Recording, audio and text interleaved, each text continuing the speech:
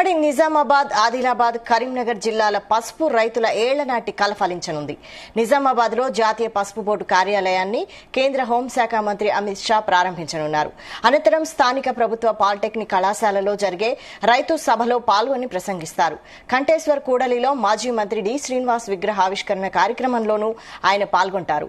కేంద్ర హోంమంత్రి పర్యటన నేపథ్యంలో నిజామాబాద్ లో పటిష్ట బందోబస్తు ఏర్పాటు చేశారు.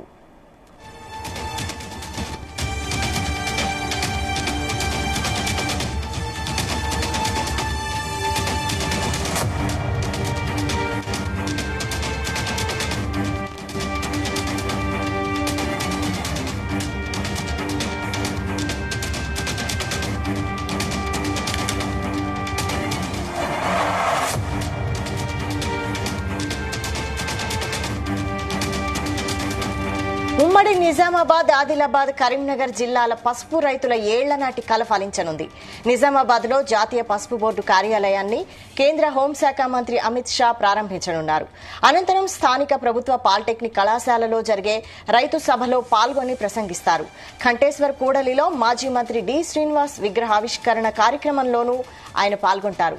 కేంద్ర హోంమంత్రి పర్యటన నేపథ్యంలో నిజామాబాద్ లో పటిష్ట బందోబస్తు ఏర్పాటు చేశారు.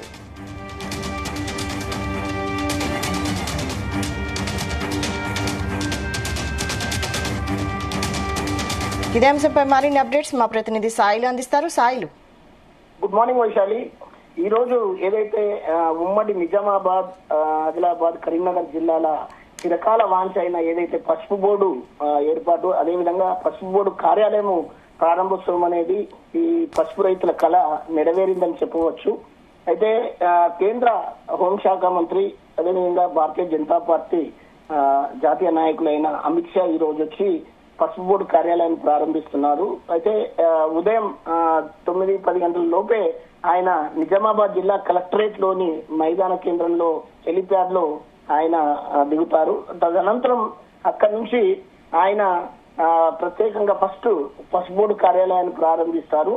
ఏదైతే ఈ నిజామాబాద్ బోర్గాం శివార్లో గల పాత రూరల్ అసెంబ్లీ కాన్స్టిట్యూన్సీ కి సంబంధించిన కార్యాలయాన్ని పసుపు బోర్డు కార్యాలయంగా మార్చారు. అయితే దాన్ని ఆధునిక పద్ధతుల్లో దాన్ని పూర్తిగా నిర్మించి పసుపు బోర్డు కార్యాలయానికి అనుగుణంగా ఆ కార్యాలయాన్ని తీర్చిదిద్దారు. అయితే దానికి సంబంధించి అమిత్ షా ఈ రోజు అక్కడ పసుపు బోర్డు కార్యాలయాన్ని ప్రారంభించి అక్కడ అధికారులతో విధులను నిర్వహించే కార్యక్రమాన్ని చేపట్టిన అనంతరం కంటేశ్వర్ లోని ఏదైతే పాలిటెక్నిక్ మైదాన కేంద్రం అక్కడ రైతు సభ ఏర్పాటు చేశారు.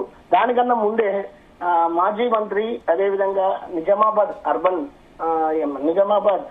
పార్లమెంట్ సభ్యులైన ధర్మపురి అరవింద్ గారి తండ్రి గారైన మాజీ చీఫ్, ఏదైతే పిసిసి మాజీ చీఫ్ ధర్మపురి శ్రీనివాస్ విగ్రహాన్ని దాదాపు 48 లక్షల రూపాయలతోటి నిర్మించిన విగ్రహాన్ని కంటేశ్వర్ బైపాస్ లో గల సర్కిల్లో ఈ రోజు ఆయన అమిత్ షా చేతుల మీదుగా ఆవిష్కరిస్తున్నారు. అయితే ఆ కార్యక్రమం అనంతరం పాలిటెక్నిక్ లో ఏర్పాటు చేసిన రైతు సభలో పసుపు రైతులను ఉద్దేశించి అమిత్ షా ప్రసంగిస్తారు. అయితే ఈ కార్యక్రమానికి 3 జిల్లాల నుంచే కాకుండా పక్కకున్న మహారాష్ట్ర నుంచి, ఏదైతే నాందేడ్ జిల్లా నుంచి కూడా అనేక మంది కూడా, కొంతమంది భారతీయ జనతా పార్టీ నాయకులు కానీ, తర్వాత బీజేపీ సానుభూతి పరులు కానీ, తర్వాత కొంతమంది రైతులు, ఇక్కడ ఉన్న చుట్టుపక్కల ఉన్న రైతులు కూడా ఈ అమిత్ షా కార్యక్రమానికి పెద్ద సంఖ్యలో తరలి వస్తున్నారు. అయితే ఈ కార్యక్రమం అనంతరం బీజేపీ నాయకులతో కూడా ఏదైతే బస్వా గార్డెన్ లో ఏర్పాటు చేసిన ఒక సమావేశంలో కూడా అమిత్ షా పాల్గొంటారని చెప్పేసి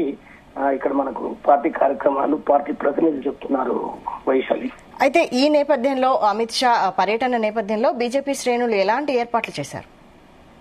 గత వారం 10 రోజుల నుంచే నిజామాబాద్ ఏదైతే సుందరీకరణ కార్యక్రమాలు చేపట్టడం జరిగింది. నిజామాబాద్ మున్సిపల్ కార్పొరేషన్ కానీ, తర్వాత కలెక్టర్ వినయ్ కృష్ణారెడ్డి గారు కానీ, తర్వాత ఇక్కడున్న భారతీయ జనతా పార్టీ నిజామాబాద్ ఎంపీ అరవింద్ గారు కానీ, నిజామాబాద్ అర్బన్ ఎమ్మెల్యే ధన్పాల్ సూర్యనారాయణ, వీరందరూ గత వారం రోజుల నుంచి నిజామాబాద్ లో ఏదైతే మున్సిపల్ కార్పొరేషన్ పరిధిలో ఉన్న అన్ని ప్రాంతాలలో ఈ సుందరీకరణ కార్యక్రమాలు చేపట్టారు. ఆయనకు పెద్ద ఎత్తున స్వాగతం చెప్పడానికి భారీ కూడళ్ల మధ్య కానీ, సర్కిల్లో, అదేవిధంగా రోడ్డు వెంబడంతా భారీ కటౌట్లు, అదేవిధంగా స్వాగత తోరణాలు, బీజేపీ కాషాయ జెండాలు రెపరెపలాడుతున్నాయి. అయితే మొత్తానికి నిజామాబాద్ కు అమిత్ షా రావడం చాలా పాతదైనప్పటికీ కూడా ఈ పసుపు బోర్డు అనేది ప్రత్యేకత సంతరించుకుంది.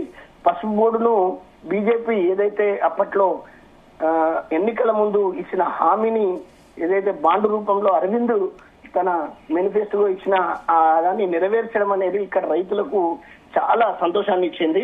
దాదాపు 2019 నుంచి అప్పుడు ఎన్నికల్లో 176 మంది రైతులు పోటీ చేసిన సందర్భాన్ని కూడా వాళ్ళు ఏదైతే అప్పటి ప్రభుత్వాలకు వ్యతిరేకంగా తర్వాత అనేక రకాలుగా పోరాటాలు, దాదాపు సుదీర్ఘకాలం పోరాటం, ఈ దాదాపు వేలాది మంది రైతులు రోడ్డెక్కి బైఠాయించి పెద్ద ఎత్తున ఆందోళన చేసి సాధించుకున్న ఈ పసుపు బోర్డును వారు చాలా హర్షం వ్యక్తం చేస్తున్నారు. బీజేపీ సాధించిన ఘనతగా, అదేవిధంగా బీజేపీ శ్రేణులు కూడా తమ ఘనతగా చెప్పుకోవడానికి, అదేవిధంగా ఇప్పుడున్న రైతులు కూడా సాధించిన పోరాట ఫలితం అని చెప్పుకోవడానికి వాళ్ళంతా ఊవిల్లూరుతున్నారు. అయితే మొత్తానికైతే బీజేపీ పెద్ద ఎత్తున ఏర్పాట్లు చేసి ప్రజల్లోకి మరింత వాళ్ళ మద్దతును కూడగట్టుకునేందుకు ప్రయత్నం చేస్తుంది వైశాలి.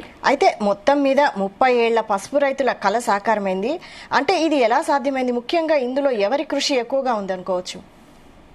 మొత్తానికి ఫస్ట్ ఒక ఐక్య వేదిక అనేది రైతులందరూ, పసుపు రైతులందరూ ఒక ఐక్య కార్యాచరణ కమిటీగా ఏర్పడి ఊరూరా వాళ్ళు చైతన్య కార్యక్రమాలు చేపట్టి వాళ్ళంతా పెద్ద ఎత్తున గల్లీ నుంచి ఢిల్లీ దాకా దాదాపు 30 ఏళ్ల సుదీర్ఘ కాలం పాటు పోరాటం చేసిన ఘన చరిత్ర ఉంది. అయితే మద్దతు ధర రావడం లేదు.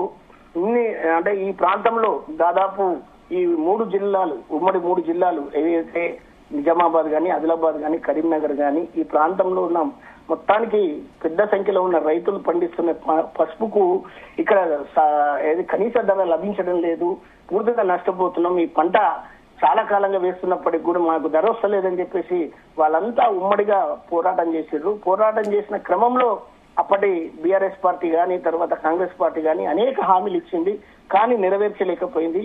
కానీ 2019 ఎన్నికలు ఆ క్రమంలో రైతులు మరింత ఈ పోరాటాన్ని సీరియస్ గా చేసి 176 మంది ఎన్నికల్లో పోటీ చేసిన సందర్భము, అదేవిధంగా అక్కడ కూడా పిఎం కు ఏదైతే వారణాసిలో కూడా ప్రధానమంత్రికి పోటీగా ఇక్కడ రైతులు పోయి వాళ్ళ నామినేషన్లు వేయడము, ఓవరాల్ గా చూస్తుంటే జాతీయ స్థాయిలో ఈ ఉద్యమాన్ని నిర్మించి వాళ్ళు నిరంతరమైన ఏదైతే పోరాటం చేశారో, గతంలో అరవింద్ మొదటిగా పోటీ చేస్తున్నప్పుడు అరవింద్ బాండ్ పేపర్ రాసి ఇవ్వడం అనేది, ఆయన నెరవేర్చకపోతే ఆయన ఇల్లు ముట్టుగా ఆయనను ఊళ్ళకు రానివ్వకపోవడము, ఇక్కడ రకరకాల ఏదైతే అనేక పెద్ద ఎత్తున పోరాటాలు నిర్మించినప్పుడు ఈ నేపథ్యంలో భారతీయ జనతా పార్టీ మళ్లీ ఎన్నికలకు వచ్చినప్పుడు ఈ ప్రకటనలను ప్రధానమంత్రి ఏదైతే నరేంద్ర మోడీ, అదేవిధంగా అమిత్ షా, తర్వాత నడ్డా వీళ్ళందరూ వచ్చిన క్రమంలో కూడా ఈ ప్రాంత రైతుల సీరియస్ ను గమనించి వాళ్ళు ఖచ్చితమైన హామీ ఇచ్చిపోయారు. ఎన్నికల అనంతరం దాన్ని మహబూబ్ నగర్ ప్రకటనలో ప్రధానమంత్రి స్వయంగా నిజామాబాద్ కు ఏదైతే పసుపు బోర్డును కేటాయిస్తున్నా అని చెప్పేసి ఆయన ప్రకటించడం అనేది, తర్వాత దర్మిలా దాన్ని ఇక్కడ కార్యాలయం ఏర్పాటు చేయడం అనేది, ఇక్కడ పసుపు బోర్డు కార్యాలయంతో పాటు ఇక్కడ విధులు అనేది జరగడం అనేది రైతుల సంతోషం ఉంది. అయితే 15,000 ఏదైతే క్వింటాలకు 15,000 రూపాయల పసుపు ధర ఈ రోజు రైతులకు లభిస్తుందంటే కేవలం పసుపు బోర్డు కారణమే అని చెప్పేసి రైతులు సంతోషం వ్యక్తం చేస్తున్నారు Vaishali. Right, thank you sir.